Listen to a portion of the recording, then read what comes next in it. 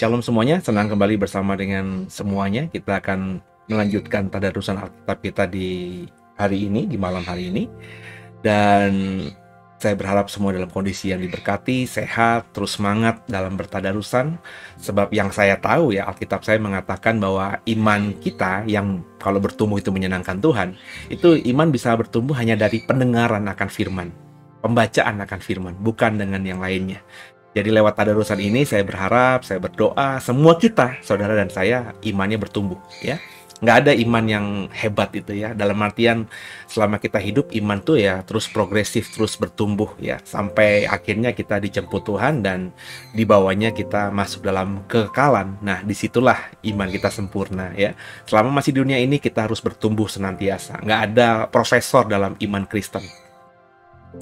Nggak ada orang bisa mengaku profesor dalam teologi ya. Kalau bagi saya aneh ya, profesor itu guru besar tanpa salah ya.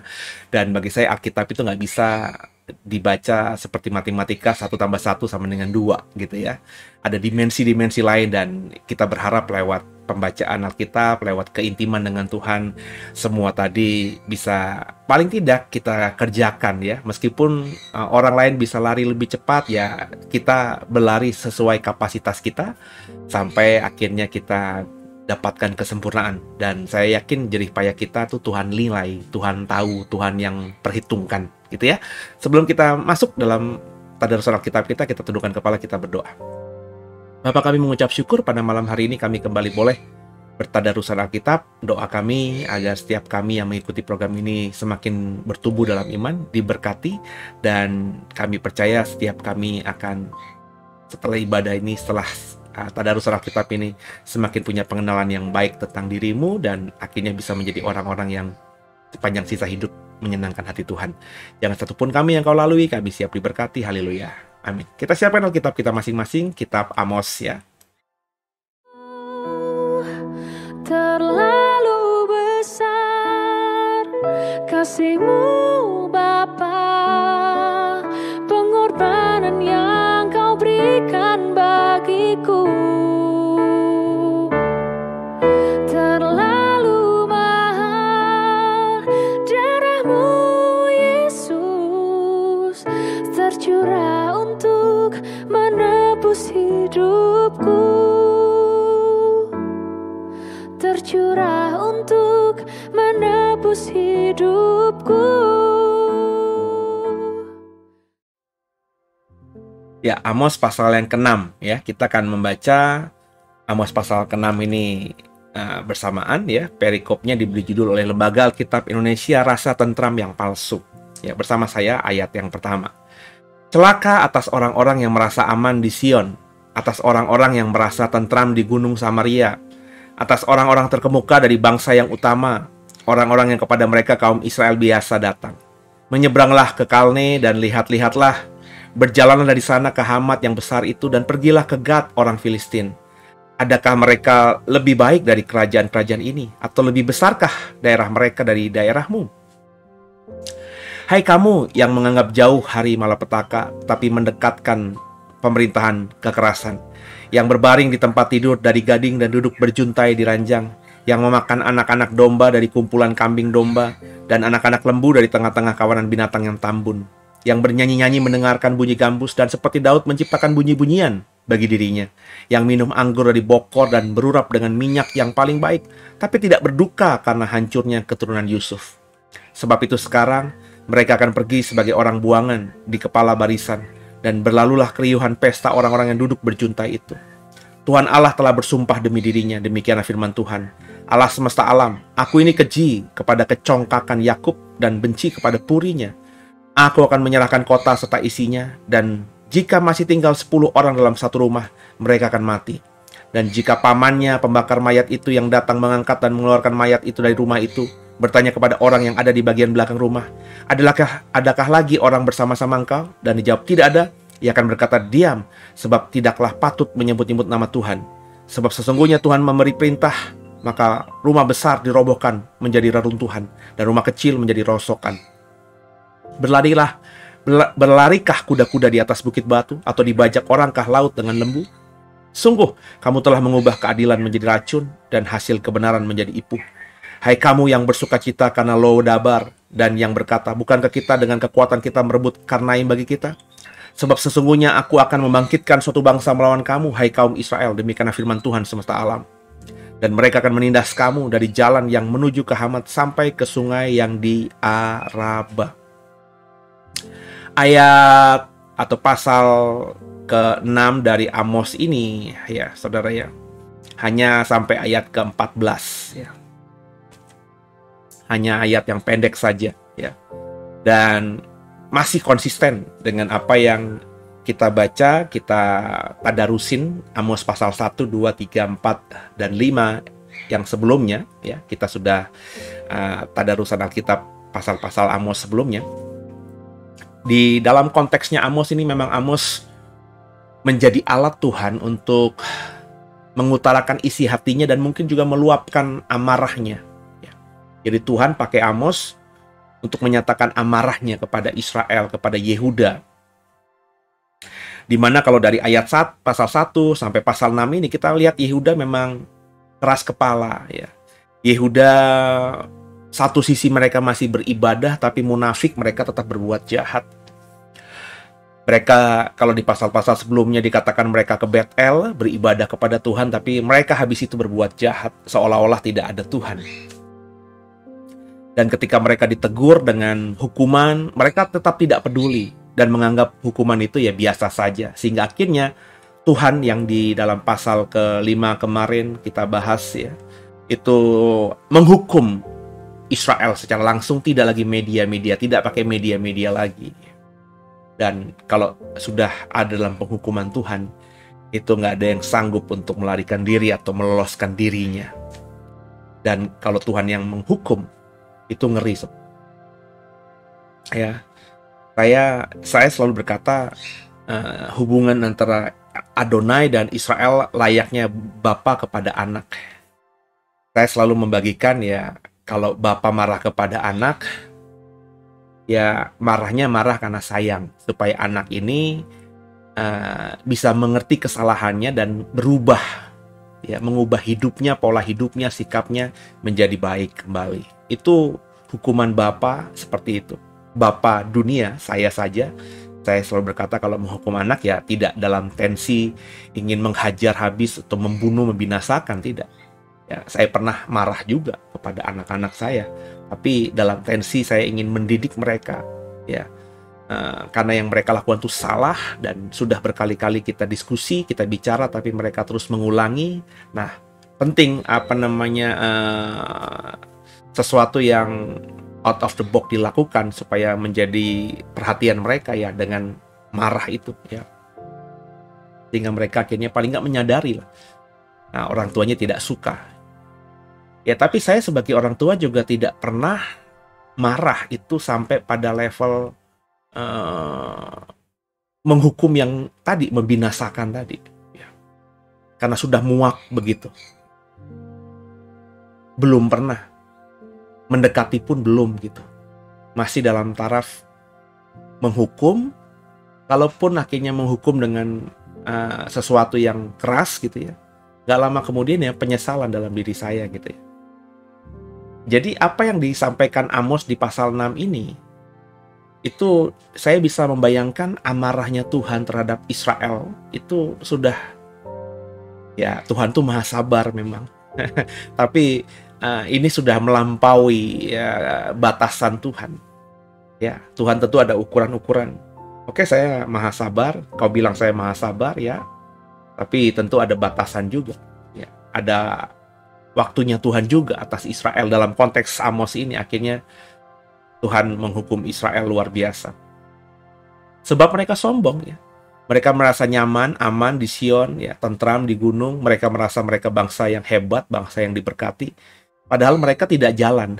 Makanya Tuhan katakan, coba menyeberanglah ke Kalne ayat 2 ya. Lihatlah di sana dari Hamat yang besar itu, pergilah ke Gad, kota orang Filistin. Apakah mereka lebih baik dari kerajaan-kerajaan ini atau lebih besarkah daerah mereka dari daerahmu? Ya. Sebab orang Israel itu memang orang yang sombong gitu. Merasa bahwa negeri mereka negeri yang paling hebat. Bangsa mereka bangsa yang paling hebat semata-mata karena Tuhan berjanji atau ada perjanjian atau Tuhan dengan mereka. Mereka lupa bahwa Tuhan juga memberikan anugerah umum kepada bangsa-bangsa lain. Bapak Ibu, semua orang kalau berbuat baik, lepas apapun agamanya, bahkan mereka ketika tidak mengenal Tuhan, itu Tuhan senang. Sebab kebaikan itu adalah DNA-nya Tuhan. Jadi yang berbuat baik itu kan bukan cuma orang Kristen, tapi banyak orang lain juga bisa berbuat baik, dan bahkan mereka jauh lebih banyak berbuat baiknya daripada kita. Dan meskipun mereka tidak menyembah kepada Tuhan, tidak jadikan Yesus Tuhan kita sebagai Tuhan mereka, ya, tapi karena mereka berbuat baik, ya Tuhan tetap senang. Kenapa? Karena kebaikan yang mereka lakukan itu ya hakikat Dia. Semakin banyak orang berbuat baik, semakin dekat dengan hakikat Tuhan, semakin dekat Dia dengan Tuhan. Bapak Ibu, harus saya katakan, saya berani mengatakan agama itu hanya sarana. Jadi agama Kristen sekarang ini tuh agama yang sudah dibentuk oleh manusia-manusia, ya. Oleh banyak orang-orang yang disebut dengan bapak-bapak gereja. Harus begini, harus begini, harus begini. Tapi tolong diperhatikan, coba kita jujur, kita breakdown gitu ya.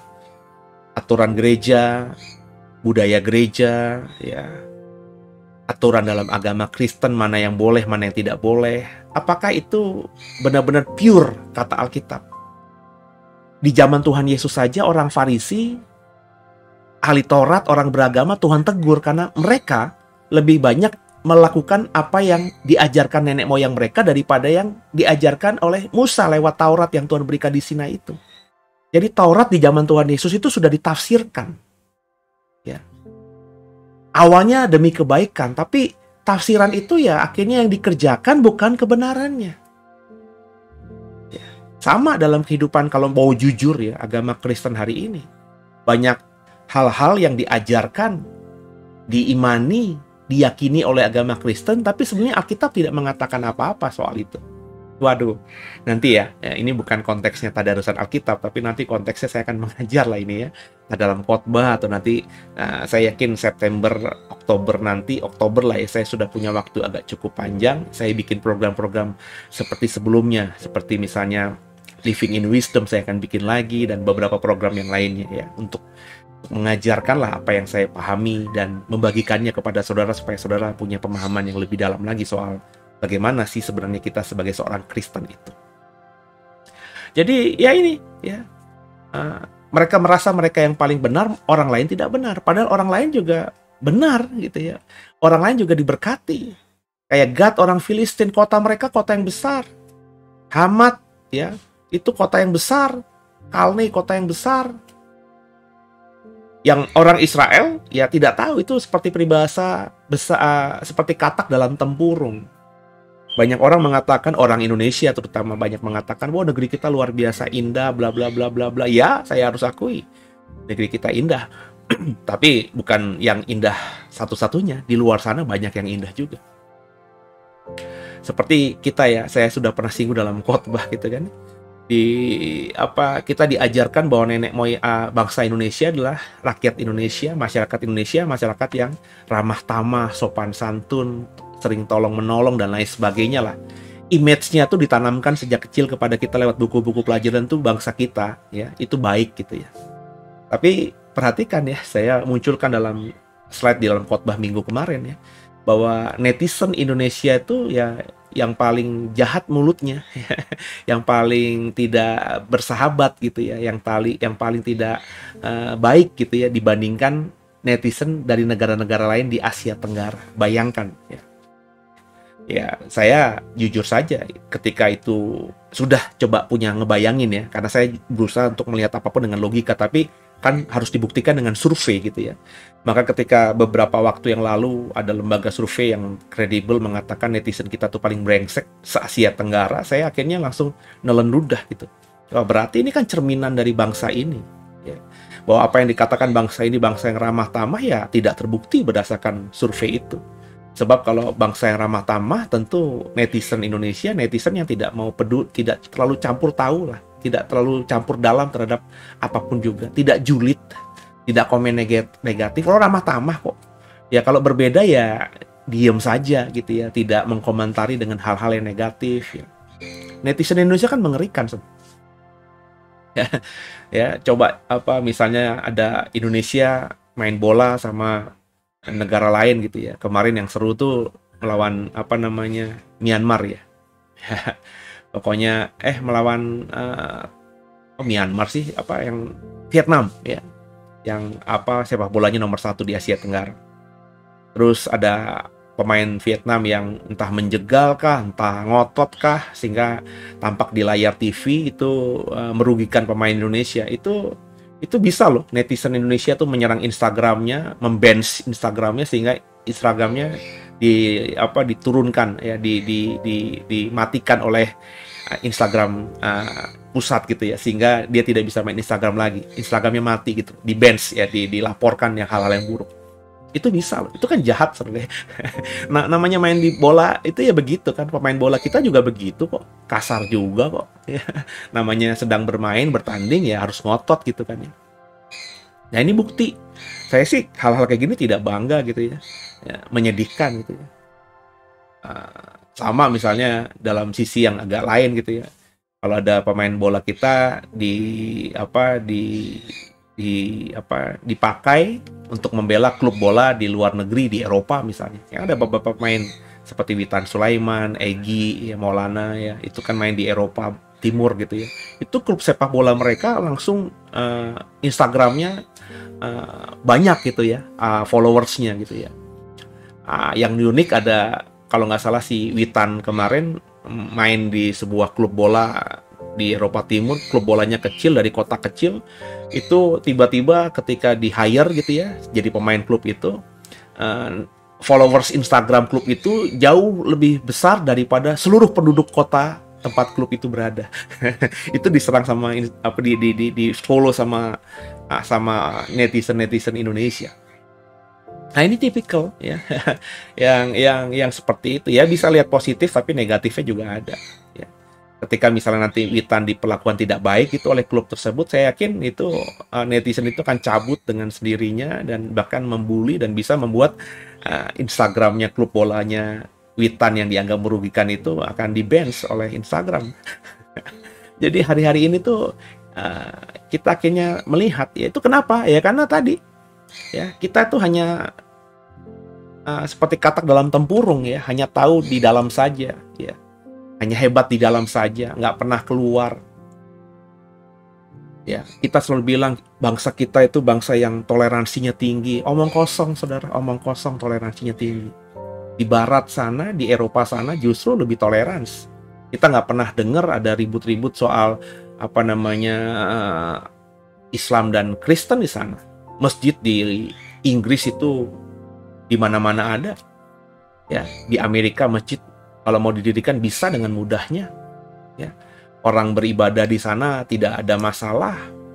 Ya, nggak pernah kita dengar ada berita ada masjid ditutup. Ya, meskipun sudah diizinkan pemerintah terus didemo sama masyarakatnya sehingga ditutup, nggak ada. Toleransi di sana lebih bagus daripada di kita. Kita ini cuma dapat sumber aja dari dalam, dari orang-orang kita sendiri. Kita bilang toleransi kita bagus lah, indah lah, ada harmonisasi. Omong kosong, omong kosong. Ya, mungkin iya, tapi kalau dibilang bangsa yang paling tinggi toleransinya itu omong kosong. Ya, yang berani yang ngomong begitu tuh orang-orang yang nggak pernah jalan jauh keluar gitu. Ya, ya faktanya di sini kalau mau jujur ya kita ini ya termasuk sering diintimidasi banyak hal ya menyedihkan lah ya. Di luar negeri sana wali kota di kota Kristen bisa wali kotanya Islam Muslim bisa. Coba di Indonesia ini ya, di Jakarta saja yang katanya kota yang majemuk ya, ibu kota tempat seluruh penduduk suku-suku di Indonesia terwakili ya. Kemarin beberapa waktu yang lalu pilkada susah ya, susah, nggak bisa ya. Jadi omong kosong gitu. Nah, ini juga terjadi terhadap orang Israel yang menganggap diri mereka hebat, bla bla bla bla, tapi akhirnya Tuhan bilang, ya kamu lihatlah apakah orang Gad tidak diberkati, apakah Filistin tidak berkati, Hamat tidak diberkati. Kamu ya hidup dengan merasa aman, tentram, foya-foya ya. Tapi sebenarnya kau hidup tidak sesuai dengan firman-Ku ya. Kau nyanyi seperti nyanyi-nyanyiannya Daud ya. Kau makan kambing domba, kau hidup mewah lah, berkelimpahan, kau berpikir kau orang yang hebat, tapi faktanya kau tidak berduka karena hancurnya keturunan Yusuf di ayat yang ke-6. Artinya mereka sudah tidak peduli dengan saudara mereka yang lain. Ya, mereka hidup ya egois gitu. Ya merasa dirinya udah hebat, ya udah orang lain nggak dipedulikan. Dan ini terjadi atas Israel. Dan karena itulah Tuhan menghukum mereka. Dan hukuman Tuhan itu mengerikan. Mereka dibuang dari tanah, dari rumah, dari tempat di mana mereka hidup berkelimpahan itu ya, ke negeri buangan. Bayangin ya. Tuhan kalau menghukum bisa merubah sedemikian rupa. Tadinya dengan kaki berjuntai tidur, makan kenyang dari kambing domba lembunya, tiba-tiba menjadi orang buangan di negeri asing. Kalau Tuhan sudah berikhtiar, Tuhan sudah bersumpah menghukum umatnya yang sombong, umatnya yang besar kepala, umatnya yang tidak benar-benar hidup mengandalkan Tuhan, yang cuma beragama, tampaknya beragama, tapi hidupnya berbuat dosa senantiasa. Kalau Tuhan sudah benar-benar menghukum, ya bukan menghukum dalam artian mereka bertobat ya, supaya mereka bertobat, ya seperti hukuman bapak kepada anak kandungnya, itu kan hukuman yang normal saja gitu ya. Ini hukuman benar. Tuhan nggak beda-bedakan akhirnya. Mau itu keturunan Yakub kek, mau itu bangsa pilihannya kek, seperti di dalam Amos sebelumnya kita bahas. Ya, kalau sudah dosa di mata Tuhan dosa. Mau itu anak kek, mau itu anak pungut kek, mau itu budak kek, dosa is dosa. Ya. Bagaimana mungkin ada orang hamba Tuhan yang mengajarkan bahwa kalau kita orang Kristen sudah percaya kepada salib Yesus, kita berbuat dosa, Tuhan nggak lihat dosa kita lagi. Ini argumentasi yang bodoh bagi saya. Bagaimana mungkin kita dengan sengaja berbuat dosa, terus Tuhan nggak lihat dosa kita lagi karena kita semata-mata percaya kepada Yesus. Terus kita terus menikmati dosa, kita percaya kepada Yesus, terus Tuhan nggak lihat dosa kita. Kita main perempuan, kita mabok-mabokan, kita narkobaan, kita ngebunuh orang, kita buat orang susah setiap hari, menyakitkan hati orang setiap hari. Karena kita Kristen, percaya kepada salib Yesus, terus Tuhan nggak lihat dosa yang kita perbuat dengan sengaja. Begitu? Coba, saudara. Apakah begitu? Tapi itu yang banyak diajarkan di luar sana. Ya. Dan itu mengerikan. Pengajaran seperti ini masif dalam gereja-gereja hari ini. Sehingga akhirnya banyak orang Kristen nggak ubahnya seperti orang yang bukan Kristen dalam kehidupan sehari-hari. Dan inilah yang harus diperhatikan oleh kita, saudara. Kalau Tuhan sudah habis amarahnya, Tuhan bisa bangkitkan siapapun, bahkan musuh kita, bahkan bangsa kafir, orang jahat sekalipun untuk mempermalukan kita, menaklukkan kita, seperti yang terjadi atas Israel dengan Asyur dan Babilonia yang Tuhan bangkitkan. Jadi ayo sama-sama kita belajar hari ini untuk mengerti kebenaran, ya, untuk hidup dalam kebenaran. Kita kalau sudah percaya kepada Yesus, ya puji Tuhan, berarti kita sudah menjadi kelompok anak. Tapi anak nggak bisa semaunya sendiri, nggak seperti anak bungsu. Kita minta mungkin dikasih, tapi kalau kita habis, ya habis, kita susah-susah juga. Problemnya, apakah kita bisa kembali seperti anak bungsu ini kembali ke rumah bapaknya? Kebanyakan kita kalau sudah terikat dengan dosa, setan sudah mengikat kita, jangankan berpikir kembali kepada Bapa, ya, menyadari bahwa yang kita lakukan salah saja, kita sudah nggak bisa punya pengertian itu.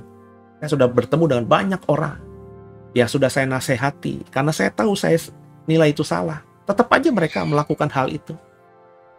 Berapa banyak orang yang datang kepada saya konseling, ya kalau ngomongin rumah tangga, konselingin rumah tangga, ya ada yang selingkuh pasangannya, udah nangis-nangis, ngulangin lagi, berbuat nista lagi, berzinah lagi. Ya, berapa banyak orang kalau di luar, orang kalau misalnya ada keluarga suami istri atau keluarga tertentu, ada seseorang lah punya masalah. Kita yang orang luar kan bisa melihat lebih objektif karena kita tidak punya kepentingan gitu ya terhadap problem itu secara pribadi kan. Sebagai hamba Tuhan kan saya begitu, dapat cerita dari jemaat, dari simpatisan, dari orang Kristen yang mau konseling dengan saya kan tidak punya kepentingan pribadi terhadap masalah mereka. Dan memang harusnya begitu. Hamba Tuhan itu harus memposisikan diri sebagai orang luar supaya saran nasihatnya itu objektif, tidak subjektif. Jadi kami ini bisa melihat lebih jernih masalah mereka. Jadi bisa lebih memetakan. Tapi ya sering kali saya nasihati, tetap nggak mau dengar. Di depan saya iya, saya doakan iya. Tapi ya tadi setelah pergi meninggalkan saya, ya hal yang salah yang saya anggap salah itu diperbuat lagi. Sehingga udah terjerembab, semakin dalam lagi terjerembabnya. Dan itu bukan 1-2. Dan itu bukan orang-orang jauh saja, orang-orang terdekat saya juga ada yang mengalami hal itu. Sudah saya nasihati. Ya. Sebagai seorang pengkhotbah, gembala, dalam bahasa khotbah saya sudah saya nasihati. Saya sering berkata hati-hati dalam mencari komunitas. Saya tidak bilang komunitas The Way komunitas yang baik lah, atau yang terbaik lah. Enggak, silakan pilih sendiri gitu. Ya cuma sedih aja gitu ketika ada orang yang saya kenal terus memilih untuk tertanam di sebuah gereja yang saya tahu, maafkan saya ya, saya berani berkata, ya kurang baik gitu loh. Saya kenal banget gembalanya, seperti apa dia, ya. Tapi karena orang ini ya tidak mengenal, ya terhipnotis lah dengan kesan-kesan yang diberikan di awal.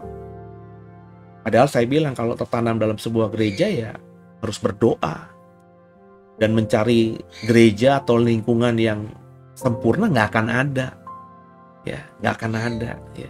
Saya berani jamin kalau ada satu gereja yang sempurna maka gereja-gereja lain akan tutup dan semua orang akan datang ke gereja itu karena gereja itu paling sempurna. Di dunia ini nggak ada yang sempurna. Jadi kalau ada sedikit perbedaan, ada ketidakcocokan, itu hal yang biasa yang harus kita terima. Ya, itu kenapa banyak pendeta mengatakan cari Tuhan, jangan cari manusia, jangan lihat manusia. Karena dimanapun kita akan menemukan dengan masalah-masalah yang berbeda tentunya. Jadi ayo sama-sama ya kita harus jangan mengulangi ya kebodohan Israel. Jangan seperti katak dalam tempurung merasa kita lebih hebat, kita diberkati bla bla bla. Kita lupa bahwa ada orang luar di sana yang diberkati juga. Kalau saudara ada berkat, coba keluar dari Jakarta, keluar dari Medan, keluar dari Bandung tempat kota tinggalmu ya, ke daerah lain. Daerah lain meskipun mungkin secara ekonomi lebih sederhana tapi pulaunya lebih indah ya, masyarakatnya lebih indah, makanannya lebih enak, kulinerannya lebih mantap ya.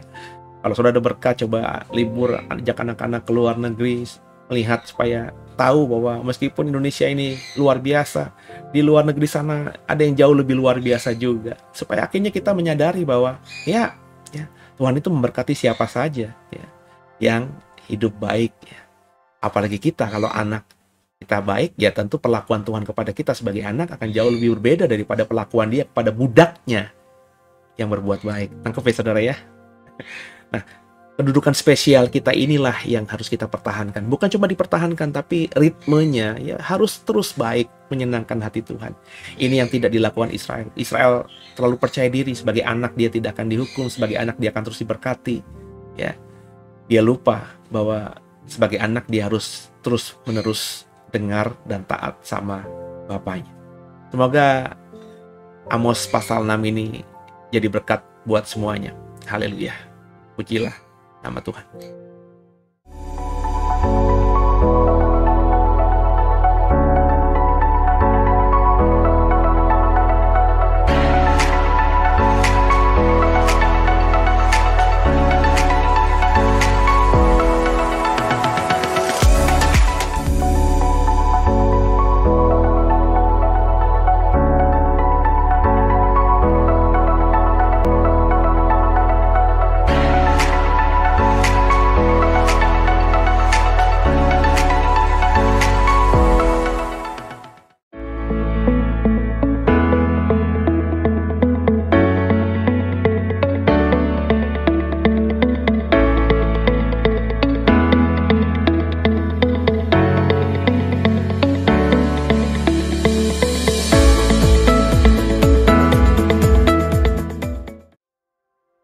Ya, semoga diberkati lewat tadarusan Alkitab kita malam hari ini. Jadilah anak Tuhan yang benar, yang jangan bebal, jangan terlalu sombong, jangan jumawa seperti Israel yang akhirnya keblinger karena sombongnya dan hidup semakin jauh dari Tuhan, terus menikmati dosa, nggak sadar akhirnya kejahatan yang mereka lakukan itu terus menyakitkan hati Tuhan. Mereka nggak sadar karena ya kejahatan itu sudah dianggapnya sesuatu yang lumrah gitu ya. Karena mereka memang berpikir salah, menafsirkan salah tentang kebenaran.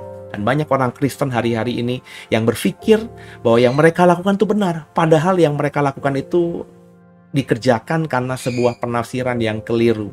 Ya, jadi ayo sama-sama kita semakin merendahkan hati dan semakin dekat sama Tuhan supaya rema hikmat marifatnya itu ada atas kita. Tundukkan kepala, kita doa. Makasih Tuhan buat malam hari ini.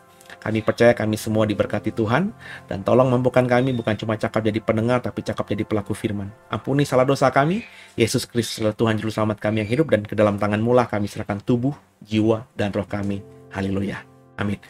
Terima kasih Tuhan, jangan lupa di-subscribe, di-like, dan di-share program ini kepada yang lainnya. Bagikan link program ini, Tadarus Alkitab kita pada malam hari ini kepada yang lainnya, supaya banyak orang lain yang Kristen itu bisa juga bertumbuh imannya lewat program ini. Ya, jangan lupa didukung doa juga, supaya program ini semakin jadi berkat bagi banyak orang dan tentu menyenangkan hati Tuhan. Kalau saudara mau belajar lebih dalam lagi, bisa ikut sekolah Alkitab kita. Ya, nanti Oktober ada kelas tentang Roh Kudus, pneumatologi. Saya mengajar. Dalam bulan Oktober itu biayanya cuma 100.000, maka Bapak bisa mendaftarkan. Tadi ada flyernya ya, jadi bisa dimundurkan lagi video ini. Ada flyer, ada scan barcode, Bapak Ibu tinggal scan, ada formulirnya diisi, dikirim, nanti akan di follow up oleh tim kami. Atau bisa menghubungi langsung Bu Esther, nomor teleponnya sudah ada juga di flyer tersebut. Demikian, kita ada untuk mengajar, untuk berbagi apa yang kami tahu, dengan harapan saudara juga ketika sudah tahu juga mau berbagi dan mengajar kepada yang lainnya. Sehingga akhirnya kebenaran itu sampai kepada banyak orang lewat tangan-tangan kita, lewat hidup kita masing-masing sebagai alatnya Tuhan. Tuhan Yesus memberkati semuanya. Selamat istirahat. God bless you. Haleluya. Sampai jumpa di lain kesempatan. Sampai jumpa di Sabtu esok, kita lanjutkan Tadarus Alkitab kita.